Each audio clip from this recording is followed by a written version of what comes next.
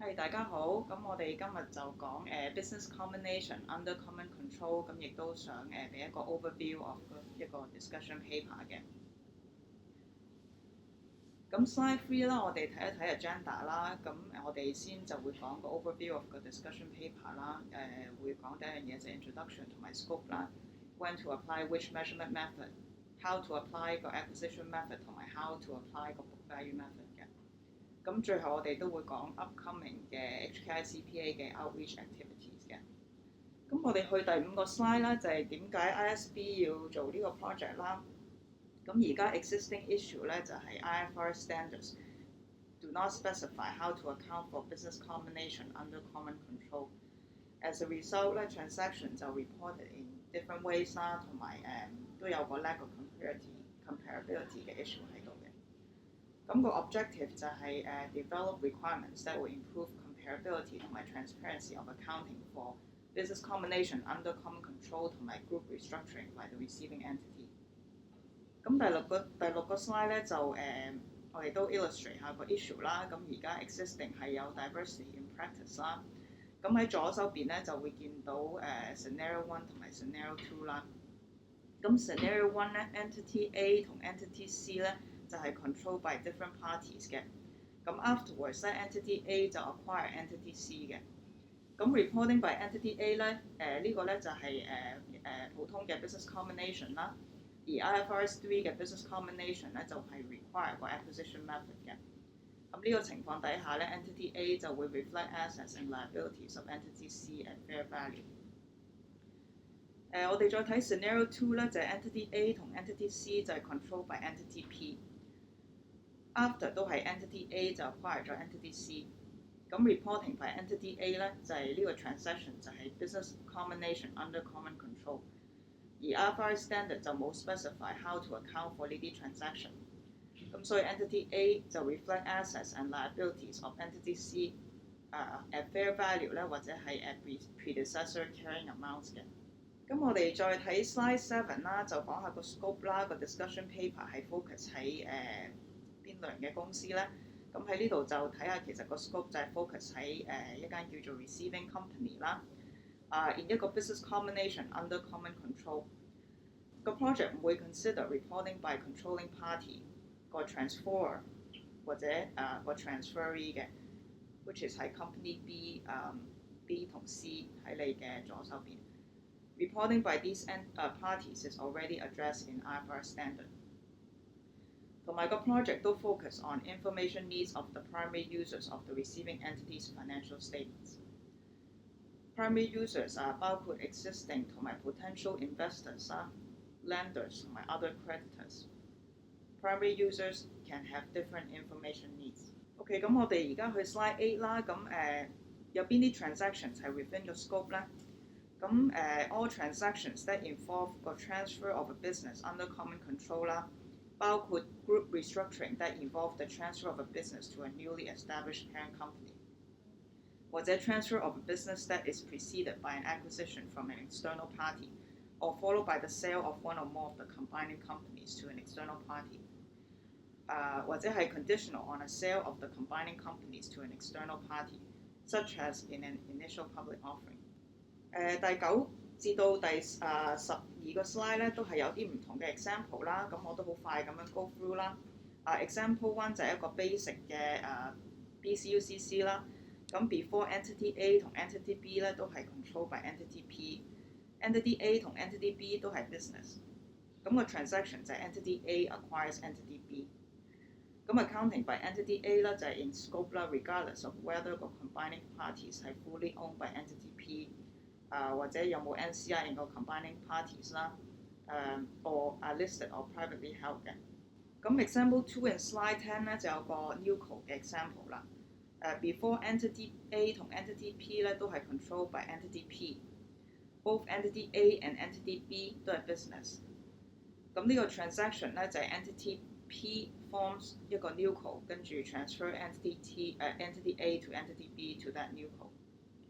咁 accounting by 呢個 NewCo 咧都係 in scope， 就 regardless of whether 個 transaction 係 effected in preparation of an IPO 啊，或者係 conditional on the success of the NewCos 嘅 IPO 嘅。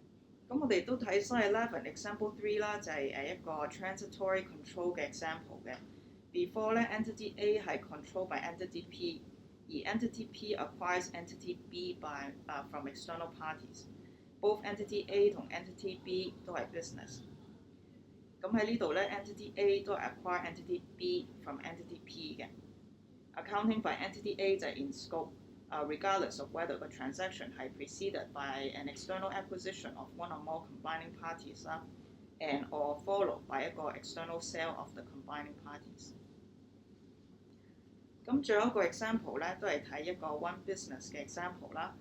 咁 before entity A 咧係 controlled by entity P。Entity A 係一個 business。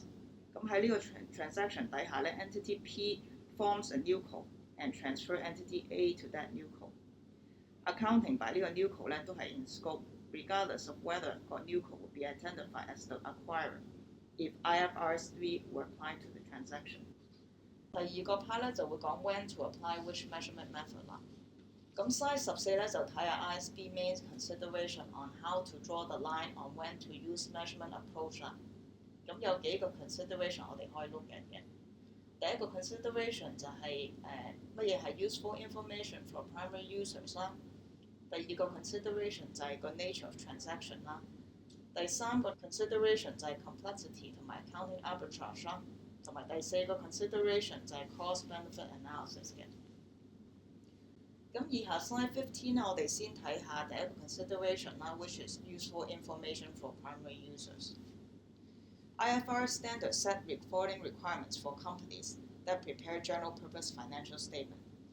因為佢哋係 intended to meet the information needs of the company's existing and potential shareholders, lenders, and other creditors who must rely on those financial statements for much of their information needs. Consequently, 呢啲 users 係 considered to be primary users as per 個 conceptual framework。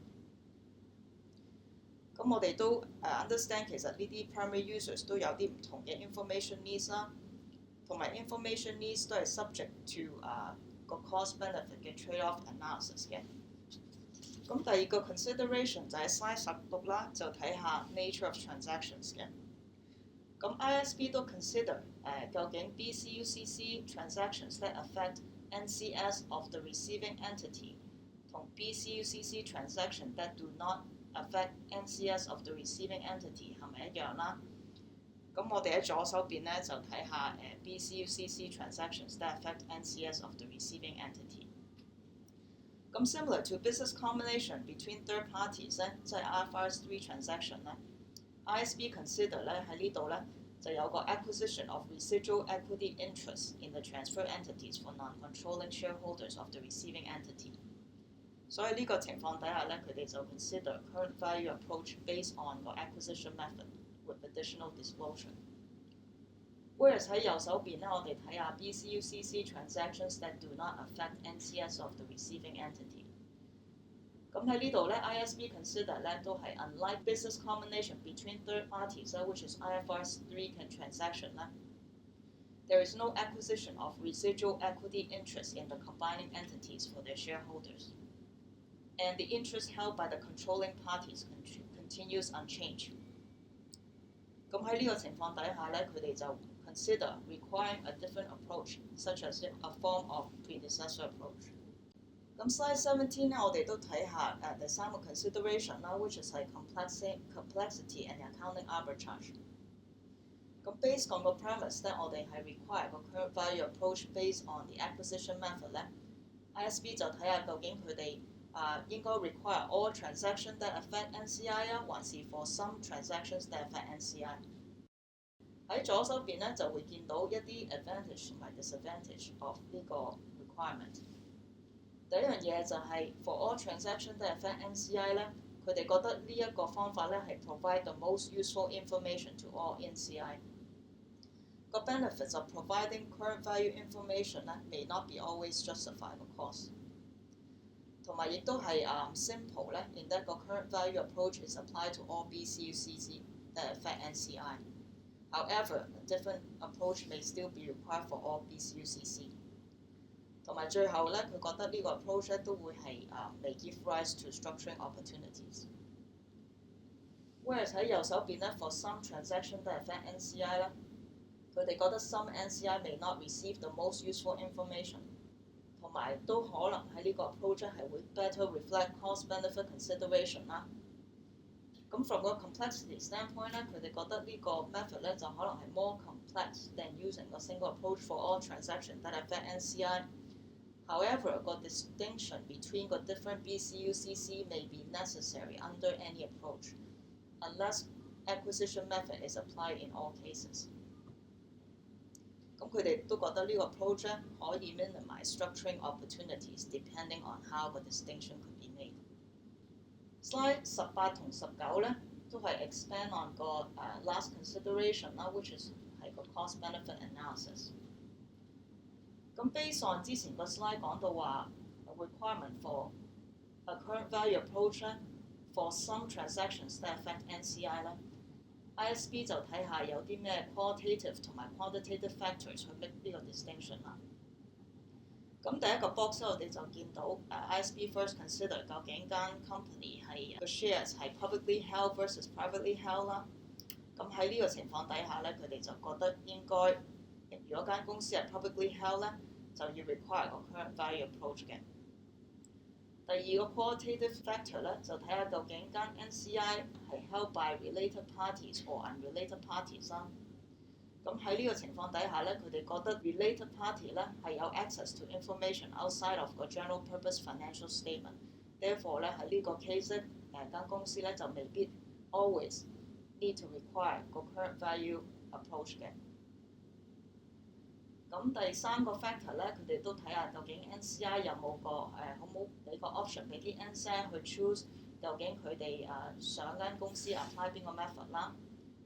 咁 from 個 quantitative 嘅 perspective 咧，咁佢哋都有 consider 咧究竟個 size of NCI 可唔可以 determine 間公司係應該 apply 個 current method 或者係一個book value method 嘅。咁但係佢哋覺得 in terms of applying 呢個factor 咧，佢哋就覺得係 lack conceptual rationale 嘅。咁 slide 19咧都further expand on 如果間 receiving entity 係publicly traded 啦，咁喺一間 publicly traded 嘅公司咧，佢哋就 consider 啲 cost constraint 咧係 presumed to have met due to minimum listing requirements 嘅。而 many stakeholders 咧都 support 個 current value approach for public companies 嘅。咁所以佢哋 finally determine 咧 for 一間 publicly traded company 咧就應該 require 一個 current value approach 啦。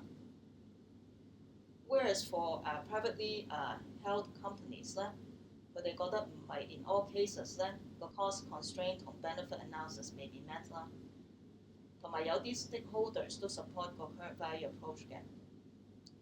咁所以喺呢個情況底下咧，佢哋就 permit 一個 predecessor approach to the extent that NCS 唔係全部都係 related parties 同佢哋係唔 object to predecessor information 嘅。Whereas in other cases 咧，佢哋會 require 一個 predecessor approach if all NCS are the entities related parties。咁第20個 slide 咧，我哋都 summarize IASB preliminary views on when to use which measurement approach 啦。咁呢個都係一個 decision tree， 大家可以睇一睇。就係第一個 box 咧，就係睇下究竟個 transaction affect non-controlling shareholders of the receiving entity。如果唔 affect 嘅時候咧，咁就 directly go to 個 book value method 喺左手邊。如果 affect 嘅時候咧，咁我哋就 go to the second box 啦，就睇下究竟個 receiving company shares 係咪 traded in the public market。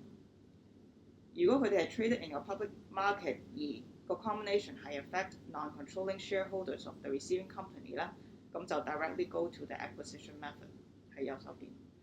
如果係唔係 traded 喺個 public market，which means 個shares 係 privately held 咧，咁我哋就去第三個 box 啦，就睇下究竟嗰啲 non-controlling shareholders 係咪 all related parties of 個 receiving company。咁如果佢哋係 all related parties of 個 receiving company 咧，咁佢哋就 directly go to 個 book value method on the left。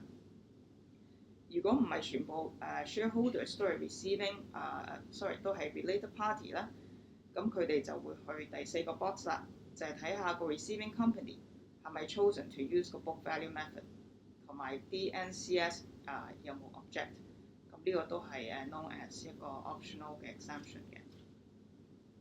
咁如果佢哋係冇 object 咧，咁佢哋就可以 apply 個 book value method。咁但係如果佢哋 object 咧，咁間公司都要係 apply 個 acquisition method 嘅。好，我哋咧而家第3個 section 咧就去睇下咧嗰個 acquisition method 咧係點樣去 apply 啦。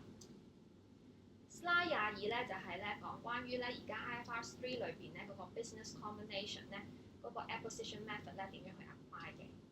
大家記得咧，其實咧個 goodwill 嘅 measurement 咧係好建基於咧嗰個 amount of consideration pay 啦 ，which 咧係喺一個 arm's length 嘅 negotiation 裏邊咧去 determine 嘅。而個 goodwill 咧其實係點樣計嘅咧？就係一個 fair value of consideration pay 減去個 asset and liabilities acquired measured at 個 fair value。咁所以個 goodwill 咧其實係包咗咧個 acquired business 咧個 goodwill 係 internally generated 嘅 goodwill 啦，同埋咧個 expected 嘅 combination synergies 嘅。咁如果咧係一個 bargain purchase 嘅 case 裏邊咧，咁嗰個嘅 difference between 個 fair value of consideration pay 減去個 asset and liabilities acquired measured at fair value 咧，嗰個 difference 咧就會落咗去 profit or loss 啦。好啦，咁去到第23章個 slides 嗰度咧，我哋又睇下，如果咧我哋將個 acquisition method 去 apply 去一個 BCUCC 嘅時候咧，咁樣會有啲咩情況咯喎？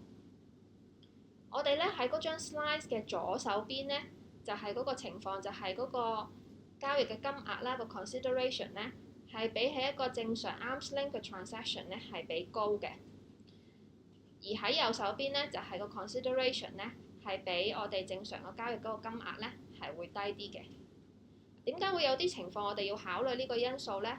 就係因為 IASB 咧佢哋覺得咧喺一個 BCUCC 嘅 transaction 當中咧，有機會呢個交易金額咧係由呢個 controlling party 咧佢去 direct 嘅。咁呢一個情況咧就會導致到咧嗰個 consideration 咧係比正常呢一個 arm's length 嘅 transaction 咧係會有唔同啦。咁如果咧嗰個嘅交易金額咧係比一個正常嘅 arm's length transaction 咧係高或者係低咗嘅話咧，咁就會變咗咧多咗一個嘅 component 出嚟啦。咁你會見到咧喺左手邊，如果係比多咗比一個正常嘅 arm's length transaction 係比多咗嘅 consideration 嘅話咧，我哋就會多咗一個叫做 distribution 出嚟。而喺右手邊，如果嗰個 consideration 係比一個 arm's length transaction 咧係低嘅話咧，咁咧就會有一個 contribution 啦。咁喺 IASB 咧佢哋嘅角度嚟睇咧，其實呢個 distribution 或者係 contribution 咧，都係一個 transaction with owners acting in their capacity as owners 嘅 component 嚟嘅。咁如果根據而家嘅 IAS 1嘅話咧，呢一個 component 咧，我哋應該咧要係 report 喺呢一個 equity 嗰度嘅。咁所以咧 IASB 咧佢哋就去咧考慮下，究竟需唔需要咧個 receiving entity 咧去 identify 啦，或者咧 even 咧去 measure 呢一個 additional 嘅 component 出嚟啦。Slide 24咧係 set out 咗嗰個 IASB preliminary reviews 係點樣去 apply 個 acquisition method 咧 to BCUCC 嘅。咁首先咧個 IASB 咧就覺得咧個 receiving company 咧係唔需要咧去 identify、measure 同埋 recognize 咧一個 distribution from equity 嘅。咁個原因咧就係因為咧佢哋覺得咧呢一個嘅 distribution 咧係比較難咧去分辨佢究竟真係一個 overpayment 啦，定係真正係 represent 緊一個 distribution from 個 receiving companies 嘅 equity 嘅。同時間啦，佢哋都覺得個 receiving company 咧其實係好難咧去 detect 啦，甚至乎咧去 quantify 咧個 amount of distribution 嘅。咁而家咧喺現行嘅 IFRS 3裏邊咧，其實亦都冇需要咧喺一個嘅 arm's length 嘅 business combination 裏面咧去 identify 咧有冇一個嘅 overpayment 或者係 distribution。咁所以咧，其實咧 IASB 咧就覺得個 receiving company 咧係冇需要咧去 identify、measure 同埋 recognize 一個 distribution from 個 equity 啦。第二咧就係個 IASB 咧，佢哋認為咧個 receiving company 咧係需要咧去 recognise 呢一個 contribution， 個 contribution 咧就會 recognise 咧喺個 equity 嗰度，就唔係咧好似一個 bargain purchase gain 喺 IFRS 3裏邊咧 recognise 咧係個 profit or loss 啦。咁個原因咧係因為佢哋認為呢一個 contribution 咧其實咧某程度上咧真係一個 transaction 咧 with owners as their capacity as owners。咁所以根據 IAS 1咧係應該 recognise 咧喺個 equity 嗰度嘅。咁當然啦，佢哋亦都認為咧 contribution 咧呢個情況咧係比較少咧會係真係出現嘅。好啦 ，slide 25咧就 summarise 咗咧 IASB 個 preliminary reviews 咧係點樣去 apply acquisition method 咧去 BCUCC 嗰度啦。咁 basically 咧都係用翻而家 IFRS 3裏邊嗰個 acquisition method 啦。咁佢係唔需要咧個 receiving company 咧佢去 identify、measure 同埋 recognise 一個 distribution 嘅。咁所以咧嗰個 distribution 嗰個銀碼咧就會 subsume 咗咧喺嗰個 goodwill 裏邊，而個 goodwill 咧就會 subject 咧 for 呢一個嘅 subsequent 嘅 impairment testing 啦。另外咧個 receiving company 咧係需要去 recognise 一個 contribution 喺一個 bargain purchase 嘅情況裏邊。關於 disclosure 嘅話咧，咁嗰個 receiving company 咧係需要去 comply 個 disclosure requirement 係 IFRS 3啦，同埋 IAS 24 related party disclosures。咁 IASB 亦都 consider 緊咧喺嗰個 goodwill discussion paper 裏邊 suggest 嘅一啲 improvement 咧 to IFRS 3嘅 disclosure 咧，佢哋都考慮咧會唔會需要都 apply 喺 BCUCC 裏邊嘅。咁當然啦，因為咧喺 BCUCC 裏邊咧，因為嗰個 transaction price 咧有機會咧係同喺一個 arm's length 嘅 transaction 咧係唔同啦。咁所以 IASB 咧亦都咧要求嗰個 receiving company 咧佢去 disclose 關於個 transaction terms 啦，同埋個 transaction price 咧係點樣去 set 嘅。好啦 ，slide 26咧就係講關於咧我哋咧點樣去 apply 咧嗰個 book value method 啦。首先咧 IFRS 咧係冇去 refer 到咧任何一種叫做 book value method 啦，亦都冇 specify 到咧呢一種嘅 method 咧係點樣去 apply 嘅。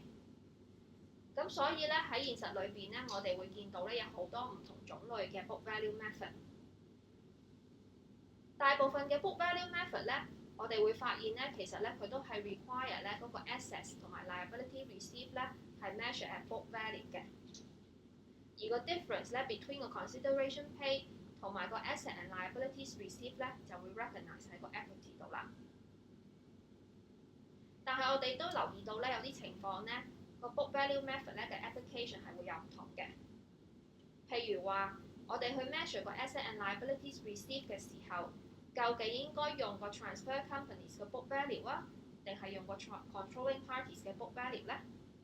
而個 comparative又需唔需要 restate 咧？呢一啲咧都係我哋咧希望喺今日個 webcast 度咧去解釋翻 IASB 咧個 preliminary reviews 啦，同埋咧佢係咧同我哋而家Hong Kong ICPA 嗰個嘅 accounting 家啦 AG5 咧有咩唔同嘅？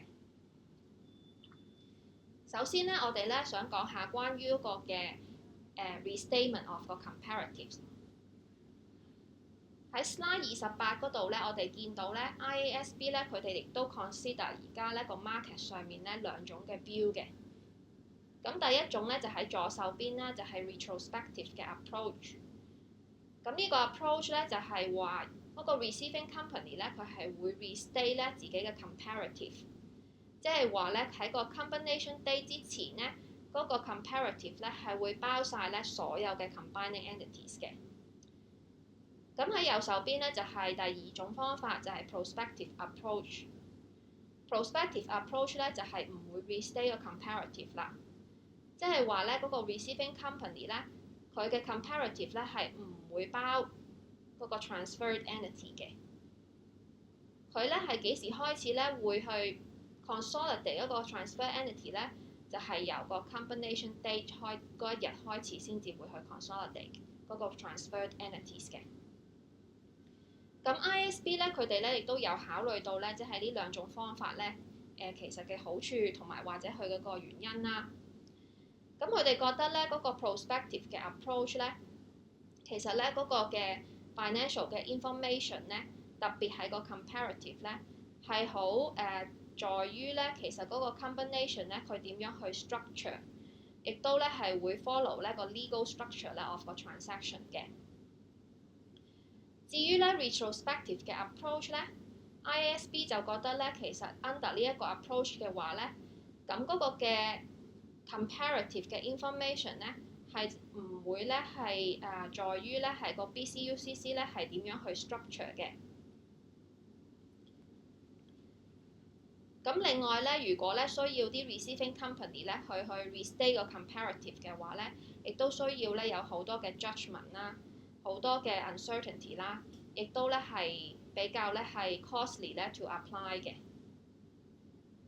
咁所以咧，權衡咗呢一啲嘅 cost 啦同埋 benefits 咗之後咧 ，IASB 咧佢哋咧暫時咧係認為係唔需要咧嗰個嘅 receiving company 咧去 restate 個 comparative。換句話咧，佢哋咧係 suggest 咧係用個 prospective 嘅 approach 嘅。好啦，跟住咧我哋就去講下咧，究竟嗰個嘅 assets 同埋 liabilities receive 咧係應該點樣去 measure 啦。頭先咧我哋亦都講過咧，而家咧喺個 market 上面咧就有兩個 view 啦。第一個咧就係用個 transfer companies 嘅 book value， 第二個咧就係用喺嗰個 controlling parties 嗰個 consolidate financial statements 裏邊關於個 transfer companies 嗰個 book value。嗱，咁我哋睇到咧喺 slide 29上面咧呢度咧有一個嘅圖嘅。咁喺左手邊咧其實就係 before 個 combination。右手邊咧就係 after 個 combination， 咁咧嗰個 combination 咧就係 C 咧係一個 transferred 嘅 entity 啦，咁 B 咧就係個 receiving entity， 咁咧個 A 咧就將 C 咧 transfer 去俾 B 嘅。咁咧我哋要值得留意嘅地方咧就係，如果 A 或者係 P 咧由始至終咧都係 control 住 C 嘅話咧，其實咧 C 佢本 book 裏邊關於自己嘅 assets 同埋 liabilities 咧，同係 P 或者 A 裏邊嗰本 book 關於 C 嘅 assets 同埋 liabilities 咧，其實咧係冇分別嘅嗰個 book value。幾時先至有分別咧？就係如果 P 或者 A 係由一個 third party 去買 C 翻嚟嘅話咧。咁因為 P 同埋 A 係要用 IFRS 3裏邊嗰個 acquisition method 去 account for 個 acquisition of C 嘅話咧，咁 C 嘅 asset 同埋 liabilities 喺 P 或者 A 嗰本嘅 book 裏邊咧就會係用一個 fair value 嚟到去 recognize 啦。咁所以咧喺呢幅圖裏邊咧，我哋就有個 question mark 喺 B 嗰度。咁如果喺呢個情況之下，究竟 B 佢去 book C 嘅 asset 同埋 liabilities 嘅時候，應該係用250啦，定係用260咧？咁again啦 ，IASB 咧佢亦都 consider 咧兩種唔同嘅方法啦。咁首先我哋睇下咧 controlling parties 嘅 book value。咁佢哋認為咧 controlling parties 嘅 book value 咧，其實咧係可以咧俾到個 user 啦一個 more recent 嘅 valuation of 個 transfer companies 嘅。特別係如果個 controlling party 咧係由第三方去買 C 翻嚟嘅時候，而呢一個嘅 acquisition 咧亦都係比較近期嘅 acquisition 咧，咁就更加能夠反映到 C 嘅 fair value 啦。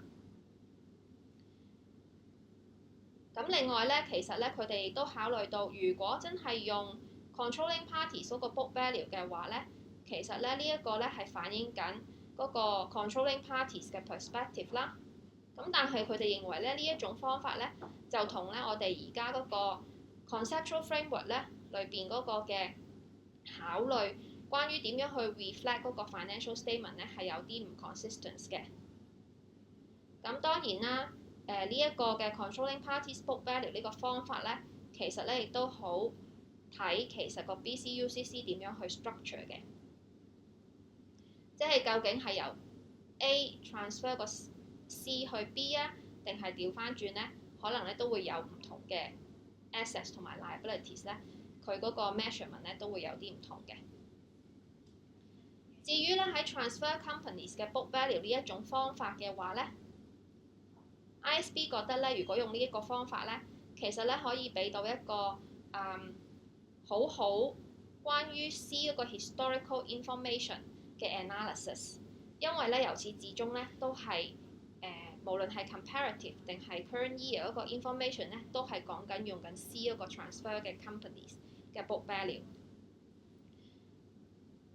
第二咧就係嗰個方法呢一個方法咧，其實亦都可以反映到喺個 combining companies 嘅 perspective 啦。最後咧就係佢哋認為咧，如果用 transfer companies 嘅 book value 咧，呢一個方法咧其實咧喺呢個 consolidated financial statement 裏邊，譬如話好似喺 B 呢個 consolidated financial statement 裏邊啦，所有嘅 combining entities 包括埋 B 咧，佢哋都係用緊自己嘅 book value 嚟到去 measure， 咁就 more consistent 啦。咁所以 IASB 咧佢個 preliminary views 咧就係個 receiving company 咧應該咧要 measure 個 assets 同埋 liabilities received using the transfer companies 嘅 book value 啦。